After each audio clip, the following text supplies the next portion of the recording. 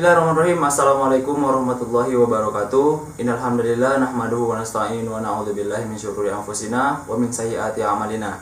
May yahdihillahu fala mudhillalah wa may yudhlil fala hadiyalah. Asyhadu an la ilaha illallah wa asyhadu anna Muhammadan abduhu wa rasuluhu alladzi la nabiyya wa la rasula ba'da. Amma ba'du. Yang saya hormati Bapak Miftah Faris MA selaku dosen agama Teknik Elektro B1 Pagi. Yang saya hormati teman-teman sekalian dan yang saya cintai pemirsa yang lagi nonton video ini. Perkenalkan, nama saya Fadil Ansi Marafau, NPM 2007220059, kelas B1 Teknik Elektro. Segala puji bagi Allah yang telah melimpahkan nikmat dan karunia-Nya hingga kita masih diberi kesehatan, iman, dan juga kenikmatan dunia maupun akhirat.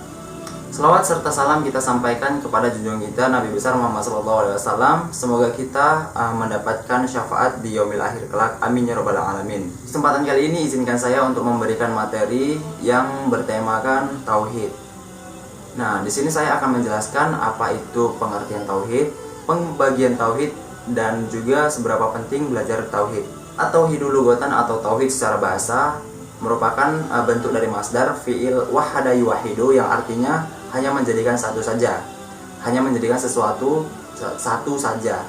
Syekh Muhammad bin Shalih Al-Utsmani berkata, makna ini tidak tepat kecuali diikuti dengan penafian, yaitu menafikan segala sesuatu selain sesuatu yang kita jadikan satu saja, kemudian baru menetapkannya dalam Syarh Thalatsatul Usul ayat halaman 39. Nah, sedangkan tauhid istilahan atau tauhid secara istilah, secara umum, tauhid adalah menjadikan Allah sebagai satu-satunya sesembahan yang benar-benar dengan segala kekhusyusannya.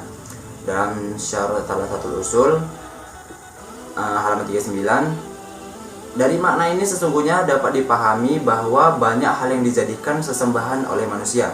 Bisa jadi berupa malaikat, para nabi, para orang-orang soleh, bahkan makhluk Allah yang lainnya.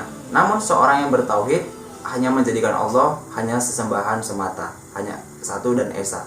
Nah, kemudian pembagian tauhid. Pembagian tauhid di sini berdasarkan dalil-dalil yang dikaji oleh para ulama-ulama zaman dahulu.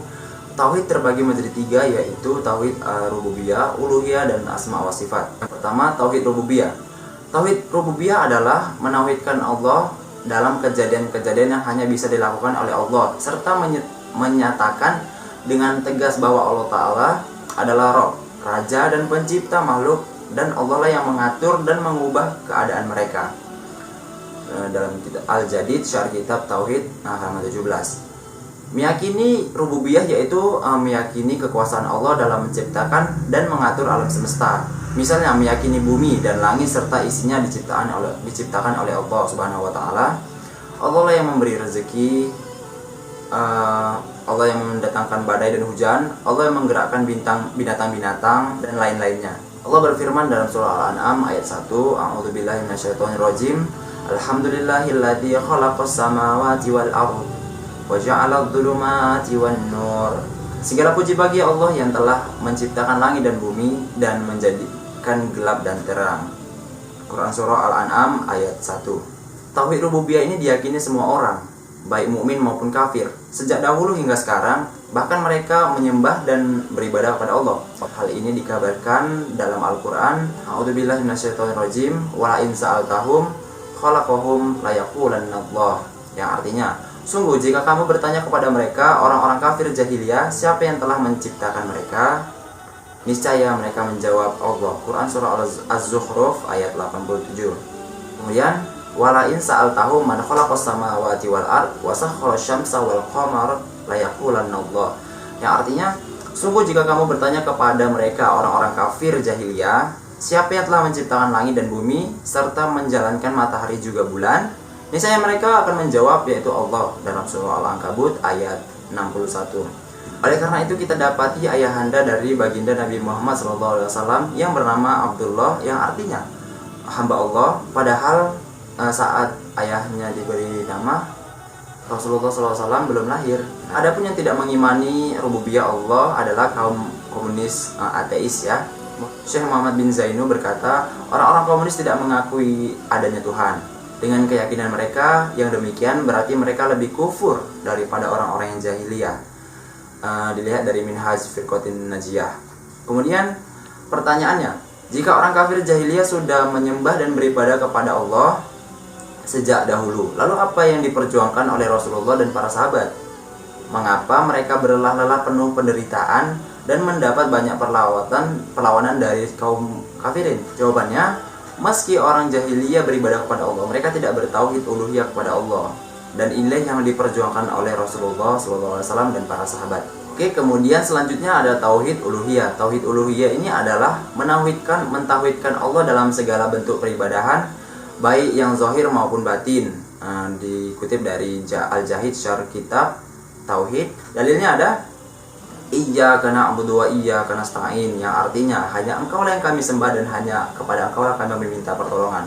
Quran Surah Al-Fatihah ayat 5. Sedangkan makna ibadah adalah semua hal yang dicintai oleh Allah, baik berupa perkataan maupun perbuatan. Apa maksud yang dicintai oleh Allah? Yaitu segala sesuatu yang telah diperintahkan oleh Allah dan para Rasulnya. Segala sesuatu yang dijanjikan balasan kebaikan bila melakukannya, seperti sholat, puasa, bersedekah. Seorang yang bertauhid uluhiyah hanya menyerahkan semua ibadah ini kepada Allah semata dan tidak kepada yang lain. Nah, sedangkan orang kafir jahiliyah selain beribadah kepada Allah, mereka juga memohon, berdoa, beristighotsah kepada selain Allah. Dan inilah yang diperangi Rasulullah.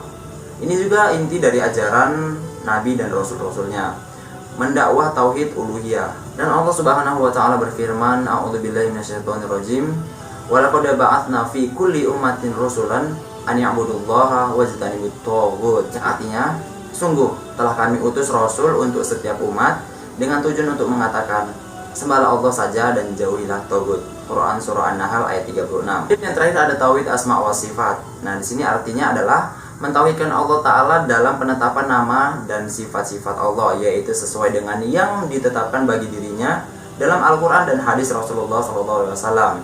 Cara bertauhid asma wa sifat ialah dengan menetapkan nama-nama dan sifat-sifat Allah sesuai yang Allah tetapkan bagi dirinya, dan menafikan dan sifat-sifat yang Allah nafikan dari dirinya. Dan Allah Subhanahu wa taala berfirman, walillahil asmaul husna fad'uhu biha, yang artinya hanya milik Allah nama-nama yang husna, maka memohon kepadanya dan menyebut nama-namanya. Quran Surah Al-A'raf ayat 180. Dan adapun penyimpangan lain dalam tauhid asma wa sifat Allah adalah tasbih dan tafwid. Tasbih syabbaha yusabbihu, menyerupai, yang artinya menyerupai sifat-sifat Allah dengan sifat makhluknya. Allah berfirman, laisa kamitslihi syai'un wa huwas samiul basir, yang artinya tidak ada satupun yang menyerupai Allah, sesungguhnya Dia Maha mendengar lagi Maha melihat. Quran Surah Asy-Syura ayat 11. Kemudian di sini ada tafwid, yaitu tidak menolak nama atau sifat Allah, namun enggan menetapkan maknanya. Sebagian orang berkata Allah Ta'ala memang beristiwa di atas arsy, namun kita tidak tahu maknanya. Makna istawa kita serahkan kepada Allah. Pemahaman ini tidak benar, kata Allah Ta'ala telah mengabarkan sifat-sifatnya dalam Al-Quran dan Sunnah agar hamba-hambanya mengetahui. Nah, yang terakhir adalah seberapa penting ilmu tauhid, apakah itu wajib dipelajari? Nah, di sini akan saya terangkan. Banyak orang yang mengaku Islam, ya banyak. Namun jika ditanyakan kepada mereka apa itu tauhid, bagaimana tauhid itu yang benar, maka sedikit sekali orang yang dapat menjawabnya. Sungguh ironis sekali melihat mereka-mereka yang mengidolakan artis-artis, pemain sepak bola, begitu hafal dengan nama, hobi, alamat, sifat, bahkan keadaan mereka sehari-hari. Selain mereka mengaku menyembah Allah, tapi mereka tidak mengenal siapakah Allah, apa saja, bagaimana sifat-sifatnya, nama-namanya.